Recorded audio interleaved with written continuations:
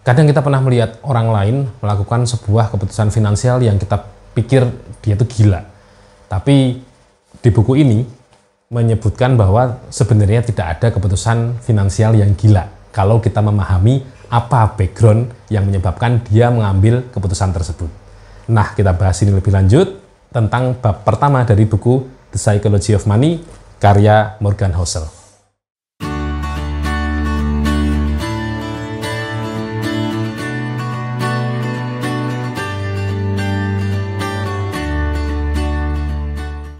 Assalamualaikum, ketemu lagi di channel The Pria Hita. Pada video kali ini kita akan membahas lanjutan video yang sebelumnya ya, masih tentang buku The Psychology of Money karya Morgan Housel. Kali ini di video ini kita akan membahas satu bab saja, bab pertama dari buku ini yang membahas tentang judulnya adalah Tak Seorang Pun Gila. Nah, ini menarik. Seperti yang tadi di intro ya, banyak orang-orang yang di luar sana yang kita anggap melakukan keputusan keuangan yang gila, atau bahkan mungkin bukan sekedar keputusan keuangan, tapi melakukan hal-hal yang gila yang kita anggap tidak rasional, tapi ternyata kalau kita tahu backgroundnya, kita bisa berpikir berbeda, kita bisa lebih memahami dia. Nah, ini menarik. Di sini disebutkan banyak hal ya, diceritakan tentang berbagai macam kondisi yang membuat orang-orang bisa memiliki perilaku ekonomi tertentu. Contoh seperti orang-orang ketika perang dunia itu memiliki perilaku keuangan yang berbeda dengan orang-orang yang hidup di zaman ketika masih sudah damai. Ketika di Indonesia misalnya, orang-orang yang hidup atau mengalami krisis moneter terdampak langsung olehnya akan memiliki perilaku ekonomi juga yang berbeda dengan orang-orang mungkin yang lahir tahun 2010 ke belakang gitu ya, 2000-an ke belakang gitu. Jadi akan sangat berbeda. Nah, konteks inilah yang dibahas di buku ini. Ini menarik ya, ada satu kutipan menarik di buku ini, di bab ini ya. Belajar sejarah membuat Anda merasa seolah mengerti sesuatu. Namun sampai Anda menjalaninya dan merasakan konsekuensinya secara pribadi, boleh jadi Anda tak cukup memahaminya sampai mengubah perilaku. Nah, terus kemudian juga ada investor Michael Batnick yang kemudian berkata, beberapa pelajaran harus dialami sebelum bisa dimengerti. Nah, ini menarik. Jadi kita contoh ya, ada juga pembahasan mengenai kenapa sih orang-orang zaman dulu gitu, mungkin usia ayah kita atau kakek kita gitu, baby boomers ya, itu ketika mungkin masih zaman susah dulu, sering cenderung untuk menyimpan harta benda, sering menyimpan benda-benda yang dianggap masih bermanfaat, padahal sebenarnya enggak. Misalnya bekas toples atau apapun lah yang kira-kira masih bisa digunakan, karena memang ternyata ada backgroundnya kenapa orang-orang rata-rata di usia sebegitu memiliki perilaku seperti itu, karena waktu itu memang zaman susah, jadi sebisa mungkin aset itu dipertahankan, bahkan sekecil aset misalnya toples bekas atau apapun lah, barang-barang bekas yang sekiranya masih bisa dimanfaatkan gitu ya. Jadi itu contohnya, artinya memang kita hidup di zaman apa, dalam kondisi seperti apa, sangat menentukan perilaku kita gitu. Dan itu yang harus kita pahami. Kadang-kadang memang itu tampak aneh buat kita ya, anak milenial atau generasi Z kemudian melihat perilaku orang tua kita mungkin juga merasa agak aneh. Tapi ya kita harus memahami, orang tua kita hidup di zaman yang berbeda dengan kita, otomatis perilaku ekonominya juga tidak sama dengan kita. Nah, ini menarik. Terus kemudian ini juga insight yang saya dapatkan juga, saya ingat gitu. Jadi soal pengalaman ya, karena memang tadi kadang-kadang kita perlu menjalani sesuatu untuk tahu ya, untuk benar-benar merasakan gitu. Kadang-kadang kalau saya bilang begini, kadang-kadang kita itu perlu berkelahi untuk tahu, untuk benar-benar paham bahwa sebenarnya berkelahi itu nggak perlu gitu ya, tapi kita perlu berkelahi gitu. Kita mungkin udah dikasih tahu guru kita, orang tua kita, jangan berkelahi, jangan berantem sama teman dan sebagainya.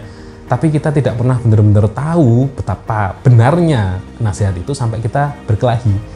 Ketika kita berantem sama temen, jotos-jotosan, kita berdarah, bonyok macam-macam, kemudian kita marahan sampai bertahun-tahun, bahkan sampai kemudian dewasa, kita baru sadar, iya ya, berantem itu nggak ada manfaatnya gitu. Nah, sampai di titik kita mengalami sendiri, itulah pelajaran yang terpenting ya. Karena kadang nasihat aja nggak cukup, kita harus mengalaminya untuk benar-benar bisa merasakannya, benar-benar bisa paham apa yang dinasihatkan tadi. Nah, ini menarik. Jadi terutama terkait dengan perilaku keuangan, kita harus paham backgroundnya. Jadi jangan mudah untuk kemudian menjudge ya gitu tanpa tak paham backgroundnya. Yang ini menarik juga, di sini diceritakan tentang orang yang suka beli lotre. Kalau di konteksnya Indonesia mungkin berjudi ya, atau mungkin kalau zaman orang tua kita dulu atau kakek dulu mungkin ada kupon SDSB ya.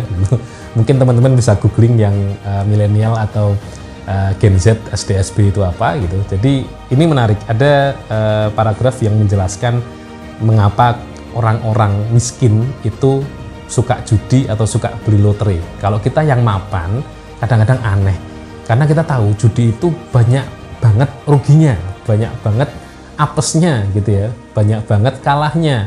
Hampir tidak ada orang yang menang dari judi kecuali bandarnya gitu. Nah, ini yang menarik, kenapa orang masih aja ngeyel untuk beli lotre atau berjudi. Nah, ini ada kalimat yang menarik nih. Ini kalimat yang diucapkan dari orang miskin yang kecanduan berjudi, ingin berjudi terus, ingin beli lotre terus. Begini kalimatnya: kami hidup dari gajian ke gajian dan tidak ada yang tersisa untuk ditabung. Prospek gaji jauh lebih tinggi tampak di luar jangkauan. Kami tidak bisa melancong kalau liburan, tidak bisa beli mobil baru, tidak bisa ambil asuransi kesehatan, tidak bisa beli rumah di lingkungan aman. Kami tidak bisa membiayai anak kuliah tanpa berutang besar. Sebagian besar hal yang sudah dipunyai atau bisa dipunyai Anda yang baca buku keuangan, kami tidak punya. Beli tiket lotre adalah satu-satunya waktu dalam hidup kami ketika kami bisa memegang mimpi yang seolah nyata untuk mendapatkan barang-barang bagus yang Anda sudah punya dan mungkin Anda anggap biasa saja. Kami membayar mimpi, dan boleh jadi Anda tak mengerti karena sudah hidup dalam mimpi itu. Makanya kami membeli lebih banyak tiket lotre daripada Anda. Nah, ini menarik. Ada background psikologis, ada background kondisi yang membuat orang kenapa suka berjudi, kenapa suka beli tiket lotre. Nah, ini bukan dalam rangka membenarkan perilaku mereka, tapi dalam rangka untuk memperluas wawasan kita, menambah pemahaman kita untuk bisa lebih setidaknya lebih arif lah memandang orang-orang seperti ini, dan juga memiliki cara yang lebih baik untuk membantu mereka agar tidak terjebak lagi dalam perilaku keuangan yang salah.